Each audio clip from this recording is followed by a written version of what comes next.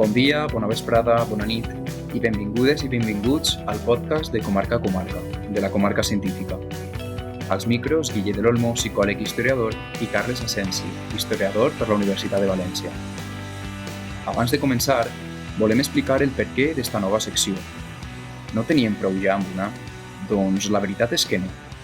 En el primer capítol del nostre podcast de Sentit Comú, que, per cert, aprofitem a recomanar-vos que l'escolteu si encara no ho heu fet, el nostre convidat, Albert Vilaplana, va dir que les valencianes i els valencians som similars als vampirs.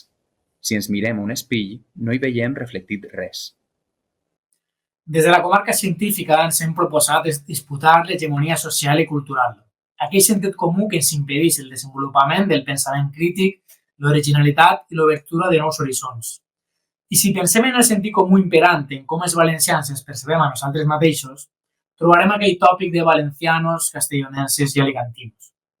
Efectivament, les valencianes tenim una curiosa miopia a l'hora de mirar i estudiar la nostra col·lectivitat. Per tant, hem d'estar alerta per tal de promoure visions alternatives en la nostra concepció territorial i la comarcalització, sense cap mena de dubte, és una alternativa ben interessant i que representa una realitat social més propera a la quotidianitat de la ciutadania valenciana. Des de la comarca científica, busquem comprendre, per mitjà de les ciències socials, el nostre entorn més proper. Cap investigació és neutral i, com no podria ser d'una altra manera, la nostra tampoc ho és. Reivindiquem que la societat valenciana és digna de ser objecte d'estudi en tots els seus vessants, històrica, política, demogràfica, cultural. I reivindiquem un estudi basat en la proximitat. Reivindiquem les 33 comarques valencianes, des d'Esports fins als Baix Segura, des del Racó d'Ademús fins a l'Horta de València, comunitats territorials dignes de ser estudiades. Tractarem, doncs, dins de les nostres humils possibilitats, d'anar desvampiritzant la societat valenciana, per tal d'aportar un poc de llum i anar albirant millor què som com a valencianes i valencians i les comarques en les que habitem. Avui comencem precisament amb dues entrevistes que ens permetran conèixer de què parlem quan tractem de les comarques valencianes i per què reivindicar-les. Comencem? Avui ens acompanya Andreu Gines i Sánchez. Ell és natural de la ciutat de València, de la comarca de València. És llicenciat en Història per la Universitat de València i doctor en Història Contemporània per la Universitat Pompeu Fabra. Ha investigat principalment al voltant del primer franquisme, és autor del llibre L'instauració del franquisme al País Valencià, publicat el 2010, i també diversos articles sobre aquest tema, així com també ha col·laborat en la publicació d'altres obres. Actualment, ell és director tècnic de la Federació d'Instituts d'Estudis del País Valencià, càrrec que ocupa des del principi del 2019. Primer de tot, benvingut, Andreu. Moltíssimes gràcies per estar amb nosaltres. Què tal, com estàs? Hola, moltes gràcies a vosaltres. Pues bé, així un poc nerviós. A veure què me pregunteu. No, les preguntes són molt fàcils. I tu que estàs ja en primera línia del front cívic al País Valencià, pues, segur que le responc molt bé. Andreu, intentarem fer el millor possible. En primer lloc, nosaltres, des de la comarca, sobretot, intentem visibilitzar, no, la qüestió comarcal, però què entenem per comarca? Què seria una comarca? Jo crec que una comarca són diferents coses i de fet, diferents coses, pues, un concepte històric que és susceptible a modificar-se, no? I a reinterpretar-se. No? Per tant, no és un concepte tancat ni molt menys. D'entrada, el que tots entenem per comarca és una extensió territorial on hi ha unes relacions de veïnatge condicionades per elements geogràfics, per elements culturals o per elements econòmics o històrics, no? Però jo també pense que és important fer referència a aquest marc un poc de lluita i de reivindicació que segurament té un pes especial en el cas del País Valencià, sobretot perquè aquestes comarques no han assolit, diguem, un reconeixement legal i institucional al que molts de nosaltres potser aspirem.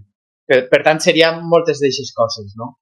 Com tu marcaves, al territori valencià no comptem amb una llei oficial de comarques que no estan reconegudes per la Generalitat ni per cap organisme oficial, Però, malgrat això, en moltes zones trobem que els seus noms són ben presents tant a l'imaginari col·lectiu com també a nivell simbòlic. Trobem en noms de negocis, en noms de carrers, noms d'associacions i també a nivell organitzatiu, amb l'existència de les mancomunitats. Volíem preguntar-te precisament quin paper ha jugat la societat civil per tal de difondre aquesta consciència comarcal que legalment està tan amagada i també quin paper ha tingut aquesta societat civil per tal de construir les mancomunitats, de crear-ne les mancomunitats i difondre la seva visibilitat. Sí.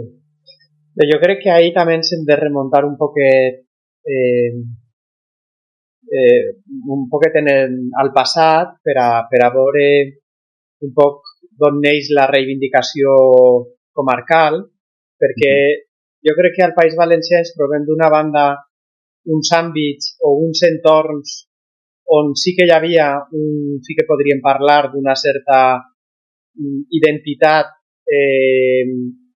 comarcal, encara que jo crec que no era ben bé comarcal, però sí que hi ha determinats espais geogràfics del País Valencià que han tingut una identitat pròpia, com per exemple, si ens referim als maestrats, no? El maestrat és una entitat que ha mantingut sempre eixa definició, eixa identitat.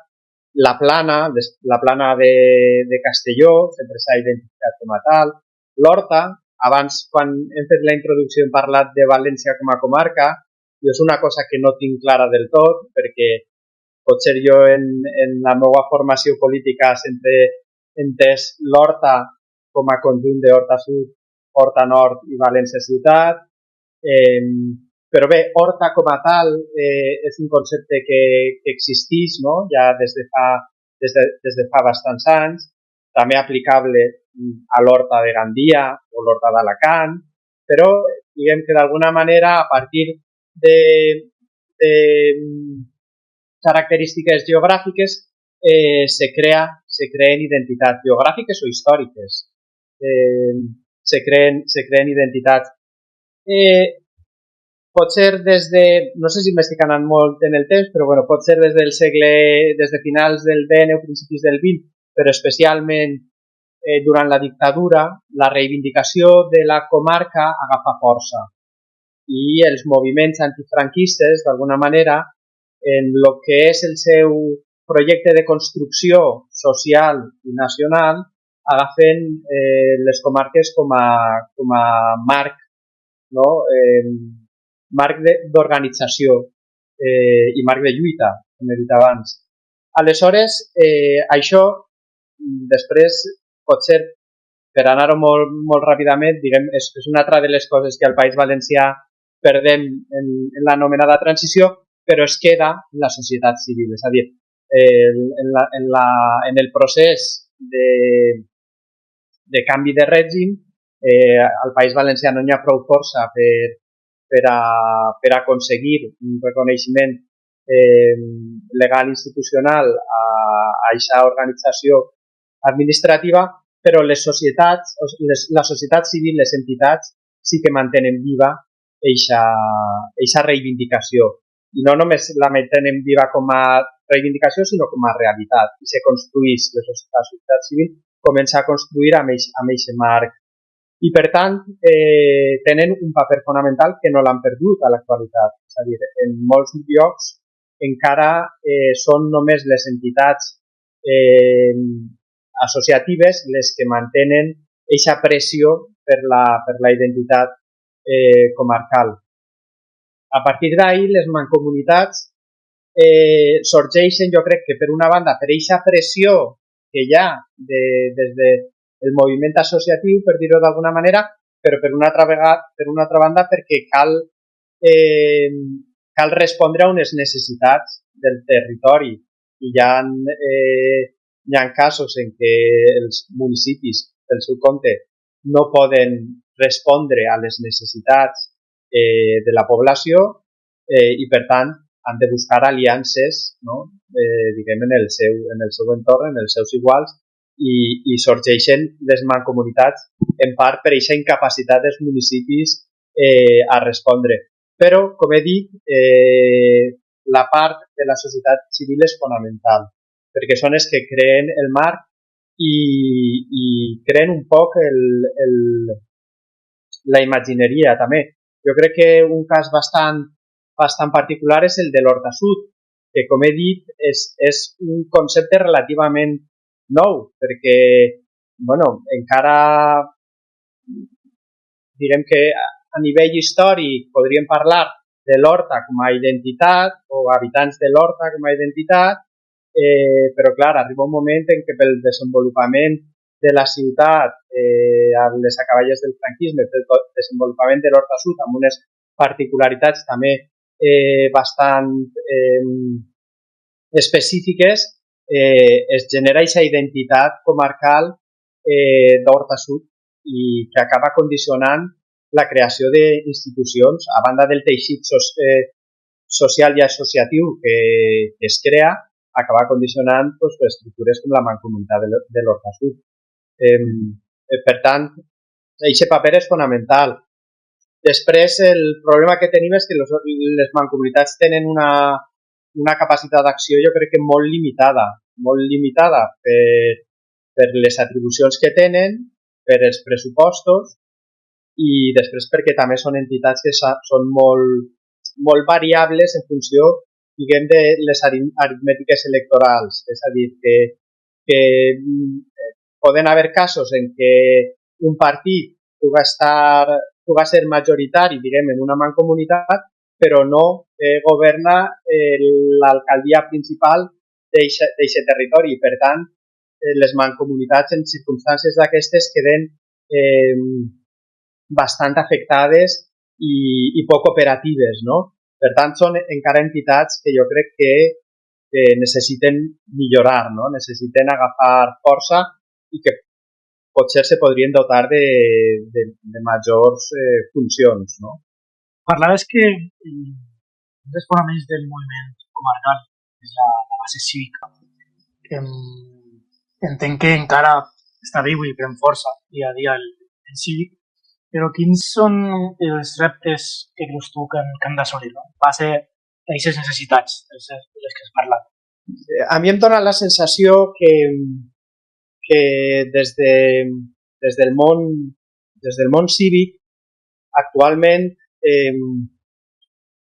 no es té, com si diguérem, en una perspectiva a curt i mitjà termini la possibilitat d'aquest reconeixement legal, d'aquest reconeixement major, no?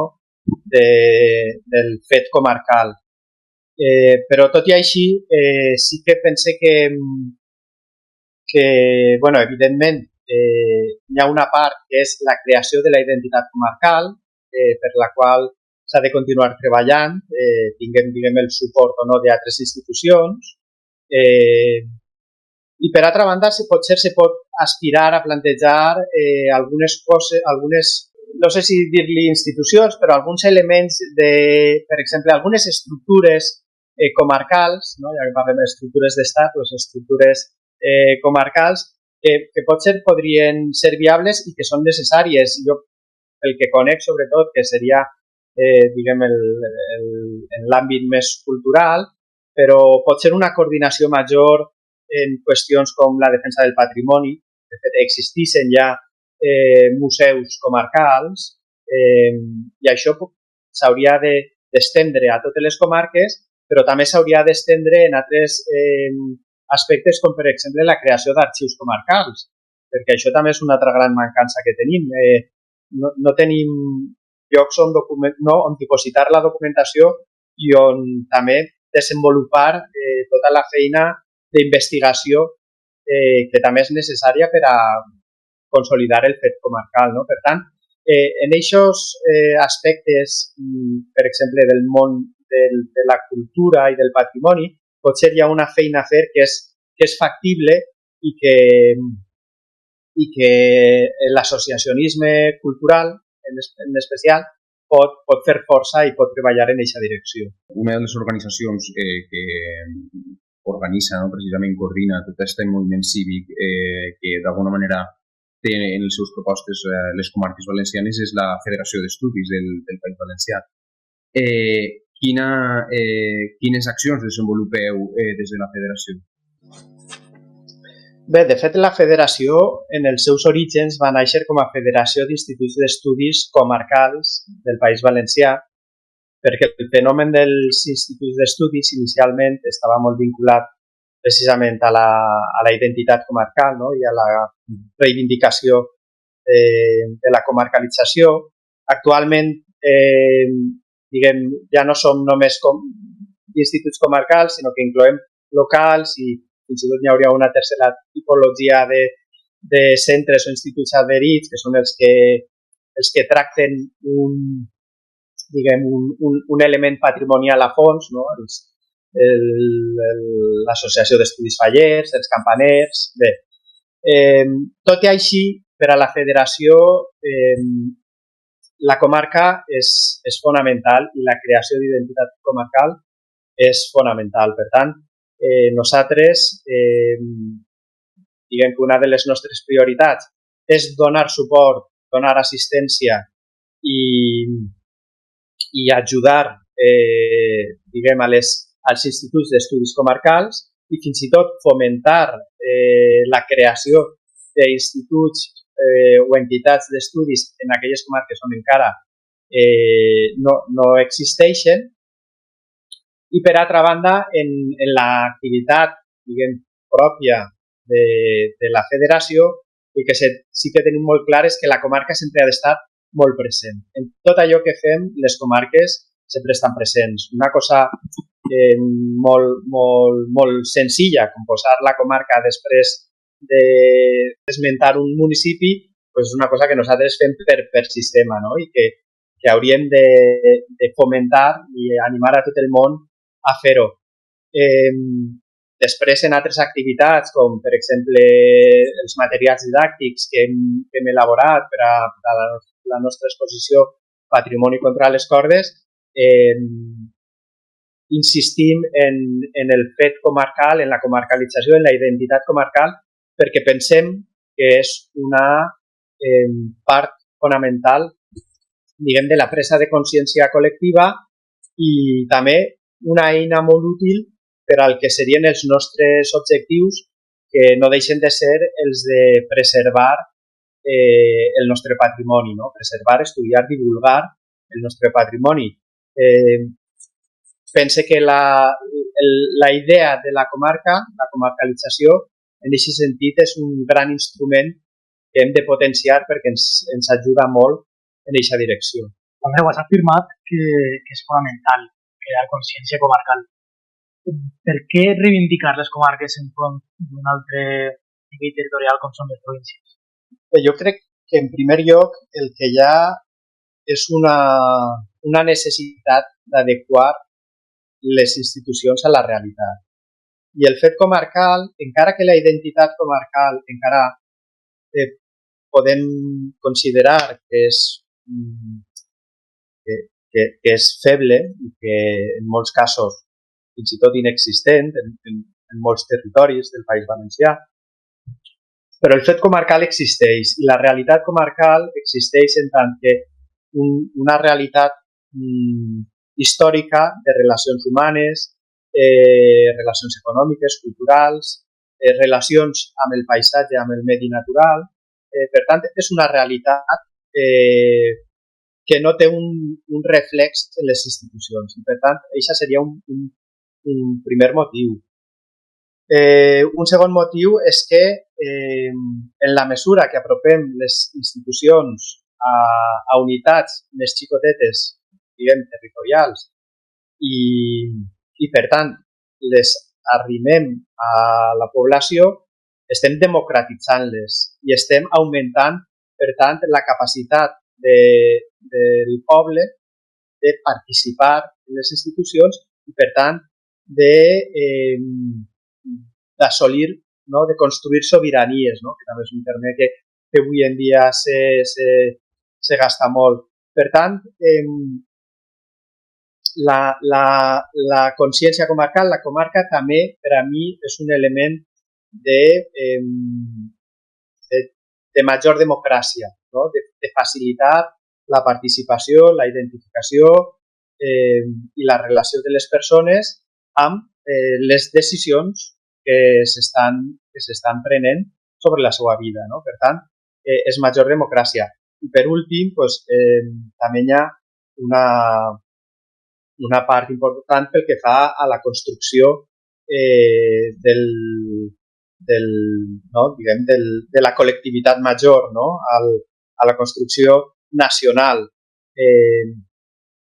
La comarca ens ajuda a prendre consciència de la nostra identitat pel que fa a allò més proper, però també pel que fa a aquests marcs i a aquests vincles que tenim més enllà de les, fronteres administratives imposades, siguen les províncies o siguen les autonòmiques. Per tant, crec que el fet comarcal és fonamental en aquests aspectes. Encara diguem que anem molt endarrerits, no? Si ens comparem, per exemple, amb el Principat de Catalunya, però pense que és un objectiu al qual no hem de renunciar i que a més, d'alguna manera, com que respon a una realitat, és que tard o d'hora arribarà. Estaves comentant, Andreu, ara, que efectivament el País Valencià és molt divers. Trobem zones on aquest fet comarcal o aquesta vinculació a la identitat comarcal és més potent, en altres zones és més feble. Volíem preguntar-te sobretot pels factors que expliquen que determinades zones aquesta realitat comarcal sí que estigui ben present i en canvi en altres més absent. Clar, jo crec que ahir, com sempre, hi ha molts factors a tindre en compte i segurament ens caldria aprofundir més en aquest estudi, en aquesta anàlisi.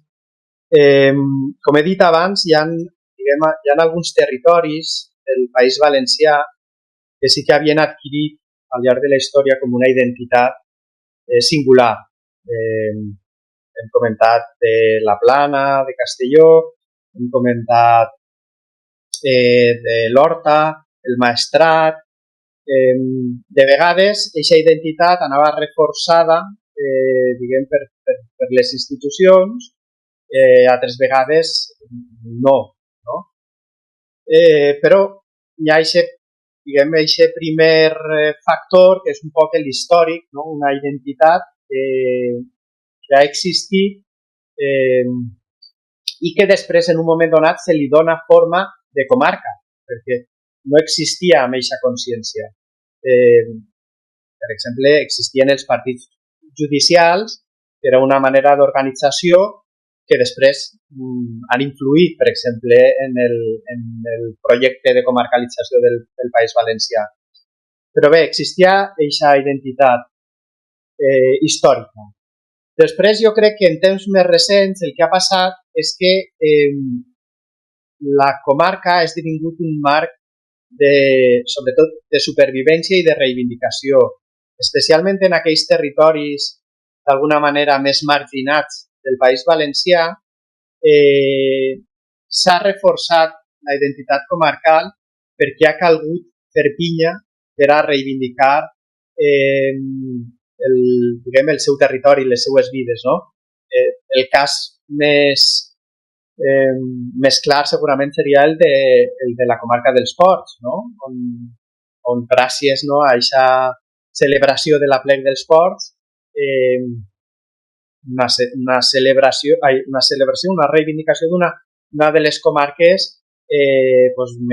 amb més despoblament, una de les comarques més marginades política i econòmicament del territori, com la gent s'ha unit i ha fet de la comarca aquest subjecte reivindicatiu per a poder dignificar les seues vides, no? I això no és un fenomen que hagi passat només en esports, sinó que jo crec que en general, en major o menor mesura, ha succeït en el que podríem dir tot l'interior del País Valencià.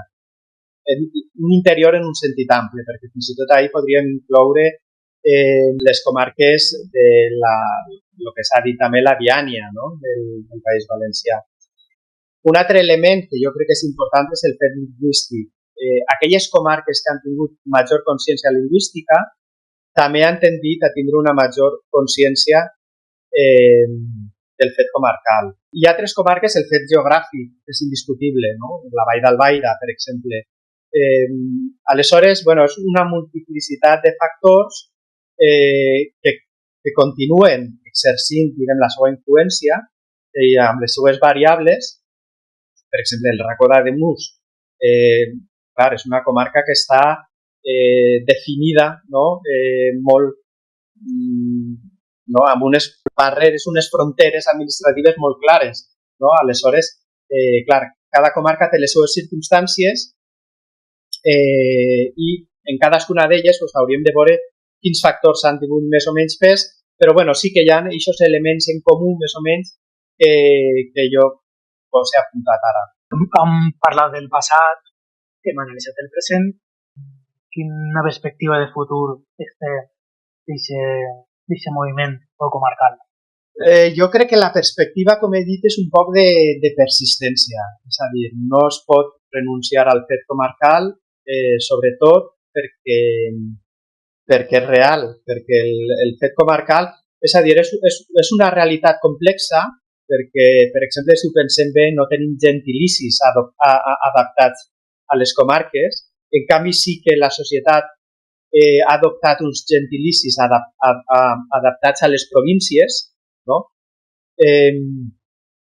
Per tant, és una realitat complexa, que és difícil fer-la extensible al conjunt de la població sense un suport, diguem, institucional decidit, però el futur és perseverar, és continuar. Per altra banda, és que ja existeixen moltíssimes iniciatives que tenen aquest marc comarcal de referència. A totes les comarques se fan, per descomptat, en l'àmbit cultural, iniciatives com els instituts d'estudis comarcals, però si parlàrem a nivell esportiu, se fan trobades d'àmbit comarcal, competicions d'àmbit comarcal. En l'àmbit econòmic també hi ha realitats comarcals, hi ha de vegades fins i tot patronals d'àmbit comarcals, no? Estructures patronals d'àmbit comarcal, les organitzacions sindicals, és a dir, hi ha tot una estructura comarcal que existeix i que encara que no tinga aquest reflex institucional no va deixar d'existir. Potser avançarà amb major o menor rapidesa, però avançarà, no? Avançarà. I arribarà a un punt en què ens haurem de plantejar exactament quina és l'articulació institucional, quina és la forma institucional i legal que li volem donar a això, perquè, com he dit, també és una realitat complexa. Fa poc es van canviar les comarques, la composició de les comarques, però encara així n'hi ha debats a tindre. Vull dir, com he dit abans, jo, que a València se la considero una comarca, és una cosa que no acabe de veure clara, però al mateix temps no negaré l'existència de la comarca sud, perquè és una realitat que l'estem veient, no? I és on tenim la seu, la federació, i hi ha tot un teixit social, cívic, associatiu, al voltant de la idea de la comarca de l'Horta Sud, no? Per tant, hem de veure també aquestes possibles combinacions o fins i tot imaginar-nos coses noves pel camí, però en algun moment ens ho haurem de plantejar i plantejar a molts nivells, perquè també han d'haver equilibris territorials, no podem tindre comarques molt grans i comarques molt xicotetes, encara que d'alguna manera la història, no? La tradició històrica es pugui apuntar en una direcció o en una altra. Tot això s'ha de posar sobre la taula i després tenim l'emergència, no, del que està passant sobretot en l'àmbit rural, el fenomen del despoblament, l'extractivisme associat diguem, ara tot el fenomen de les renovables i totes les lluites que estan havent en el món rural. Tots aquests factors ens obliguen a tindre sempre present la comarca i a perseverar, no?, fins a aconseguir aquest reconeixement que tard o d'hora estic convençut que arribarà. Bueno, Andreu, lamentablement se'ns acaba el temps i volíem donar-te les gràcies per participar en este primer capítol de Comarca a Comarca, de la comarca científica. Però abans d'acomiadar-te, volíem fer-te una última pregunta, i és que ens agradaria que ens donares consell. Nosaltres ara, en els pròxims capítols, ens proposem recórrer cadascuna de les comarques valencianes i anar coneixent precisament aquesta realitat, aquesta base social que està reivindicant el fet comarcal i també poder donar veu a tots aquests col·lectius que les estan reivindicant i que també estan materialitzant lluites en cadascun dels territoris i en cadascuna de les comarques. Què creus que hauríem de parlar? Quins consells es dones al llarg d'aquest viatge que anem a fer?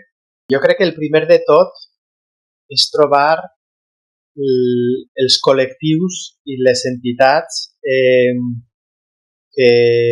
que coneixen millor el territori i que treballen dia a dia en el territori. A través d'aquests col·lectius se troben les persones i a partir de les persones se poden fer les bones preguntes i sobretot tindre les millors respostes. Jo crec que a totes les comarques existeixen entitats, col·lectius que tenen un coneixement a fons del seu entorn, per tant de la seva comarca. I cal posar sobre la taula per què necessiten la comarca, per a què els ha servit fins ara, perquè jo estic convençut que ha sigut una necessitat en molts llocs aquesta identitat comarcal. I per altra banda també fer remarcar el pes, la importància de la solidaritat entre les comarques, perquè això de vegades se'ns oblida que les comarques se necessiten les unes a les altres. I pot ser, així com quan parlem de províncies pensem més en l'enfrontament entre les províncies i les capitals, potser en les comarques trobem una major cooperació. Potser alguns m'acusen d'idealista, però potser sí que en l'àmbit comarcal sí que existeix una major solidaritat entre els territoris, que no entre els municipis, que sempre hi ha rivalitat, i són qüestions a indagar i a tindre sempre presents. Intentarem fer-ho al llarg dels pròxims capítols i res, moltíssimes gràcies per vindre. Moltes gràcies a vosaltres. Ha estat un plaer. Encetem la segona entrevista del capítol amb Vicent Soler. Bona vesprada, Vicent Soler. Moltíssimes gràcies per estar en este primer capítol del nostre podcast de Comarca a Comarca. Primer de tot, volíem presentar un poc qui eres. Vicent Soler és catedràtic d'Economia Aplicada de la Universitat de València i ha estat conseller d'Administració Pública i d'Hisenda amb el govern britànic. Bona vesprada, Vicent Soler, què tal? Moltes gràcies per estar. A vosaltres per convidar-me a parlar d'un tema que m'apassiona, el tema de la comarcalització, del comarcalisme, de la comarca, en definitiva. Primer que tot, volem escudrinyar un poc en aquest origen del nostre convidat. D'on naix la relació entre Vicent Soler i el comarcalisme? El descobriment del propi país. Nosaltres estàvem, com diguem en llenguatge molt formal, alienats respecte de la nostra condició nacional, de la nostra condició de valencià. L'escola no se mos explicava res, i sobretot en la meva època. Estic parlant d'una escola de 150, un batxiller de 160 i una universitat a cavall entre els 60 i els 70, i per tant tota la meva percepció de que jo estava en un país que tenia dret a existir i tota aquesta sensibilitat de caràcter valencianista me ve ja dins de la universitat. Estic parlant, per tant, finals dels 60s, principi dels 70s. En aquest context, jo descobrit que el país és molt més divers de lo que apuntaven l'existència de 3 demarcacions provincials. rascaves una miqueta i veies que en cada dins de cada província hi havia tanta diferència com a nivell de tot el país, no? I per tant, tota la meva consciència, per una banda, diríem, nacional o d'identitat valenciana, de percepció de la meva valencianitat, i la meva formació com a economista anaven també acompanyades d'esta necessitat de saber-nos com són i no com ens havien explicat. I això com són és un país divers i un país d'una immensa i riquíssima diversitat que no, insistir, no s'acabava en 3 porcions, sinó en moltes més. I és a partir d'ahir, diríem, per tant, simultàniament o acompanyant tota aquesta formació meua com a ciutadà i com a economista, que sorgís en plena formació universitària aquest interès. I a través de... O sigui, en quina implicació has vist a través del moviment cívic, a través del moviment social? Bé, bueno, jo vaig col·laborar, era encara molt jove, en una sèrie d'iniciatives en la conformació dels espais de relació local, en el sentit d'intentar veure les densitats de relacions respecte de nuclis de referència. En definitiva, descobríem i vaig descobrir i vam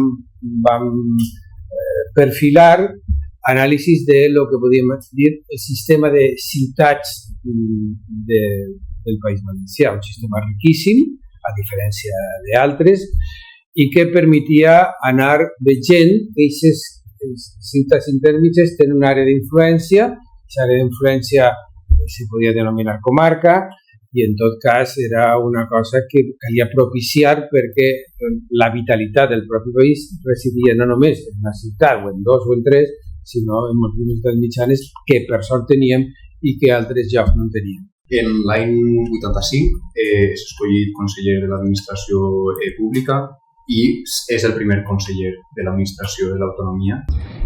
Si s'hagués aprovat una llei de comarcalització, que encara no tenim, hauria d'haver estat aprovada pel seu departament, però finalment no es va poder aprovar. Què va passar durant aquests anys en el panorama polític valencià que va impedir l'aprovació d'aquesta llei o de qualsevol iniciativa d'oficialització de la comarcalització? La consciència provincial havia arrelat moltíssim després de més d'un segle d'existència, no? Més de segle i mig d'existència, no? I per tant,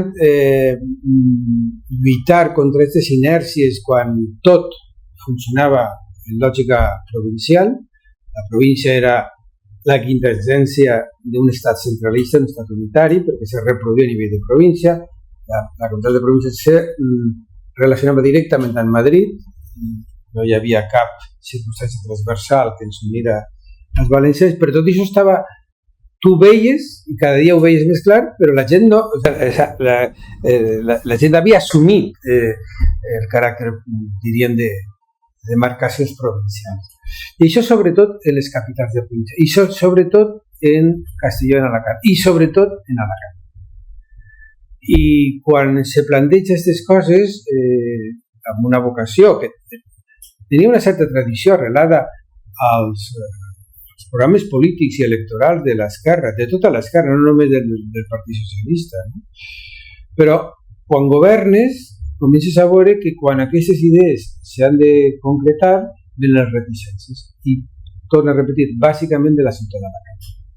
Alacant, de fet, jo recorde, en l'any 87 jo vaig fer el pregó de les fogueres de Sant Joan a la plaça de l'Ajuntament des del gran balcó. Va ser un detall que va tindre l'alcalde de la Sala amb mi. Jo era conseller i recorde haver-se rebut a Alacant amb un octavies per tota la ciutat contra mi perquè jo era un traïdor a Alacant en la mida que volia trencar la província d'Alacant amb el tema de les comarques. Fins a aquest nivell de... ho vaig passar molt malament en aquell balcó, ho vaig fer malament perquè és que estava tota la casa plena,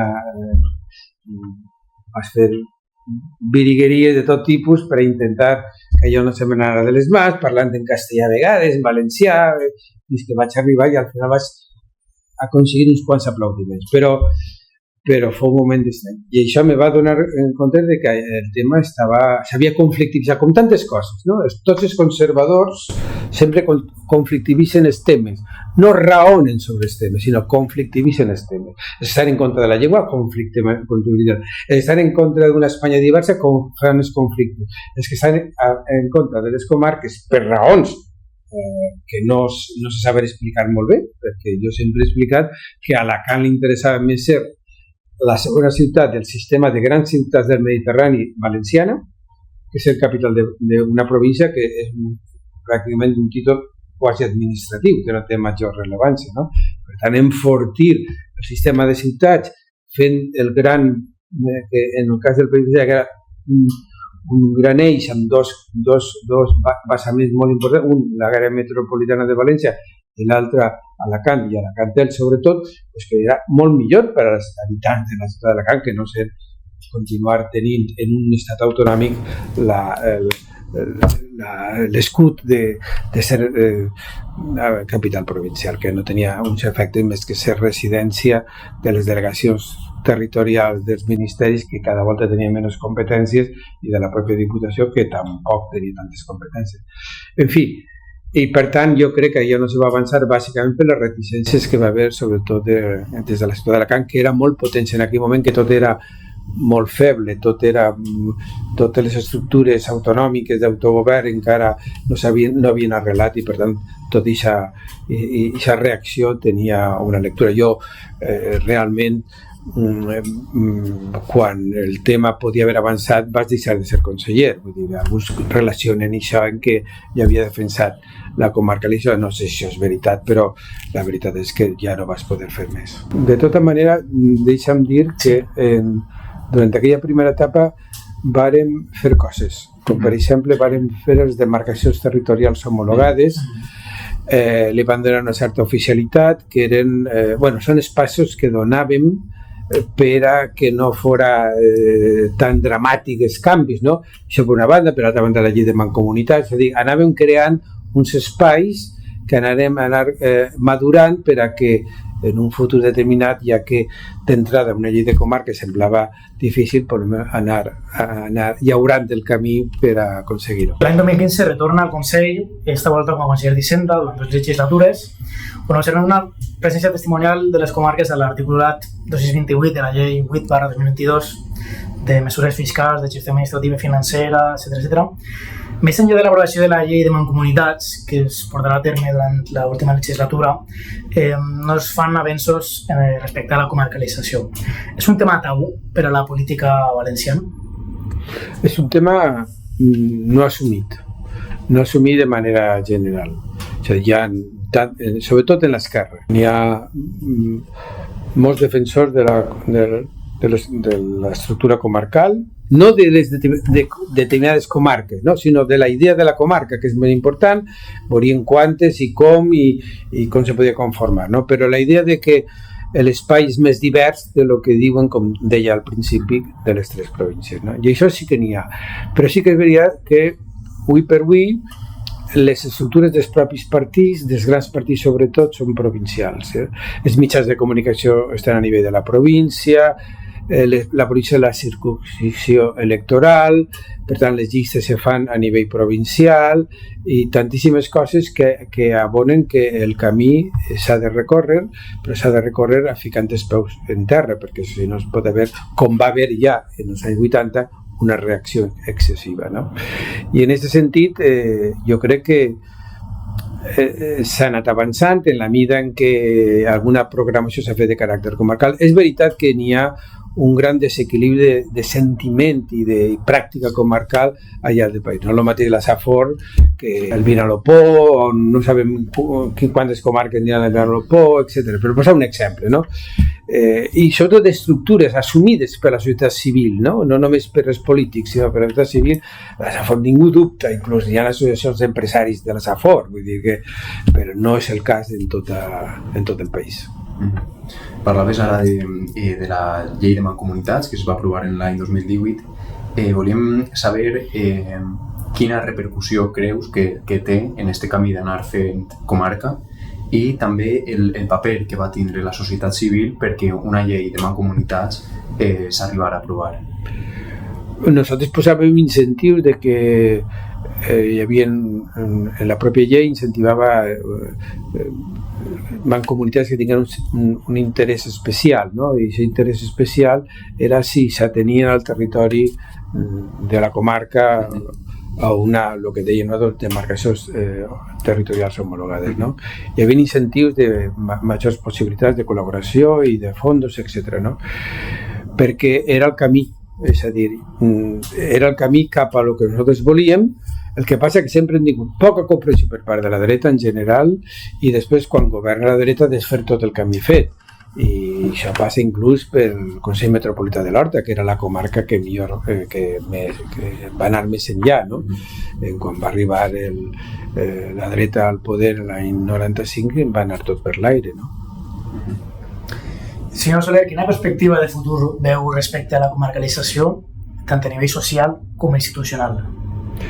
Jo crec que això quallarà a la llarga, perquè el sistema de ciutats valencià és així, no? I hi ha altres problemes també que només des d'una perspectiva comarcal se poden plantejar. Per exemple, el tema de la despoblació. La província de Castelló no té res a veure la zona de la costa amb la zona de l'interior, són dos mons diferents, no? I això com s'articula? Amb la província, el concepte de província no soluciona el tema de la dualitat, però si baixes a nivell comarcal ja comences a focalitzar els temes en la seva pròpia peculiaritat, que no és només antropològica, no és només inclús lingüística, sinó és també econòmica i d'estratègies econòmiques. I per tant jo crec que a la llarga algun tipus de plantejament que tinga que veure amb aquesta realitat diversa, real, i no l'administrativa que donen les províncies, no? Pues, quallarà, ha de quallar. Perquè, a veure, el que tenim nosaltres és les grans parets de l'edifici autonòmic, però el tabicatge intern no l'hem fet adequadament. No s'adequa a les autèntiques necessitats de qui habitem dins, que són les províncies, no. I cal fer un nou tabicatge. Tenim les grans parets mestres que sostenen l'edifici, que és l'autogovern i la Generalitat. Però falta el tabicatge intern fet d'acord amb les necessitats. Si hi ha d'haver una cuina, s'ha de ficar la cuina aquí. Si hi ha un dormitori aquí, quines són les necessitats? Quin és el tabicatge que fa que siga més confortable la vida dels valencians i de les valencianes? Volíem donar-li les gràcies per participar en este primer capítol i també comentar-li el nostre objectiu a partir d'ara. Ens proposem a recórrer les 33 comarques valencianes i volem donar veu als col·lectius que des de la societat civil tenen la proposta comarcal com un eix fonamental. Aleshores, volíem demanar-li un consell. Què consideraria que seria interessant en el nostre anàlisi de les comarques? Que la identitat valenciana és una identitat que comporta en si mateixa una gran diversitat. Som valencians, som valencianes, però som concretament de la Safor, concretament de la comarca, que això és lo bonic, que és una realitat diversa. No només és diversa, perquè cada volta hi ha gent procedent d'altres llocs, hi ha molta immigració, això està bé. Al final, lo bonic seria que tots foren valencians, que tots se valencianitzaren des del punt de vista de la comprensió del món a partir d'ací i no només acceptant una llengua d'acollida com és el valencià, sinó també acollint-se a les característiques de cada lloc en concret. I això és enriquidor, això és bo, això donaria major vitalitat no només a la pròpia identitat valenciana, sinó a les pròpies possibilitats econòmiques i socials. N'hi ha allò que els economistes anomenen economies de situació. Les economies de situació depèn de quina situació està en cada lloc i per a fer polítiques particulars, polítiques adequades, polítiques econòmiques, polítiques socials, polítiques d'incentivació del propi teixit associatiu en funció d'on s'està i quines són la pròpia xarxa de ciutat. El que sí que crec és que hem de ser molt respectuosos en les delimitacions comarcals. És a dir, allà on la comarca estiga diríem, tot el món ho tinga clar, perfecte. Però on no siguem capaços d'entendre que no podrà haver concepte de frontera, concepte de divisió, sinó d'aglutinament, no? I, per tant, que el mapa comarcal, i sobretot, conforme va evolucionant la geografia de la població, poden canviar. Ahir lo important és que sempre hi hagi una ciutat que faci de pol, que faci de focus de l'atracció de les iniciatives de tot tipus, i com que la tenim, que la ciutat, el sistema, la xarxa de ciutats intermèdies, de ciutats mitjanes, pues, utilitzem-la. Ja t'he dit que és una xarxa que va canviant, no és la mateixa ara que fa 30 o 40 anys, com pots imaginar, no només perquè hem passat d'un món molt ruralitzat a un món industrial i sobretot de serveis. Tot això s'ha de tindre en compte per a ser, insistir, flexible, però fomentar la necessitat de trobar en la singularitat territorial elements positius per a la convivència i també per a les opcions de futur econòmiques i socials i lingüístiques és molt important, i culturals, en definitiva. Senyor Soler, moltíssimes gràcies per estar en este primer capítol. A vosaltres, és molt important que gent jove com vosaltres estigueu ahí. Imagineu-vos que jo a la vostra edat, ja hi tinc molta edat, ja estava en el tema, però és veritat que he anat ahí flotant, tenint-se, afortunadament no s'ha acabat d'acabar, però val la pena que ho enfortim perquè crec que és de sentit comú.